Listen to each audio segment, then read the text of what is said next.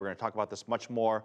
Rob Enderle from Enderle Group Principal joins us live from Mountain View, California. Rob, welcome back to the show.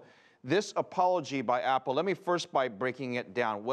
How I see it is that they've said there's a communication breakdown or a communications issue.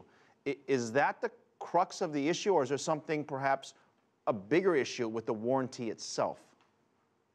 Well, Apple's often had a problem with distribution outside of the United States. Often that's handled through third parties, and Apple's often seemed kind of disconnected from the activities out of the country. As a result, there's been real uneven handling of things like warranties and warranty repairs as you get out of the United States. And even here in the United States, there have been several lawsuits, the most famous being the one surrounding batteries on the old iPod that have gone on because of Apple's handling of warranties and services here. So not the greatest history, even in the United States, but far more troublesome outside of this country. I lived in Hong Kong. We've bought Apple products before, and I'll give you one example. The iPad, for example, the screen easily breaks in many cases, so we've taken it back to the Apple stores. Now, some places you take it to, they'll fix it right away for you. Other instances where we've heard from other media sources where they don't fix it, and this might be different around the world. When you talk about a standard, are you talking about a global standard, and should there be more consistency with that service, whatever that service is going to be?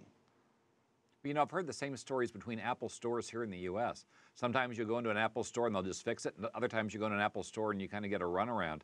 It's not even consistent here, and as I've said, outside of the United States, they've had a huge problem with regard to consistency, often with distributors apparently taking advantage of Apple's policies and perhaps finding ways to lower costs and perhaps even billing Apple for charges that they have not actually incurred. So it's been a problem domestically. It clearly is a big problem outside of this country, and I think you've clearly seen it where you are as well. Rob, I want to also ask you, if you were advising Apple right now what's happening in China, they're taking quite a beating, especially on the PR front. Is this a PR issue, or is this a sales issue they can solve internally? What would you tell Apple?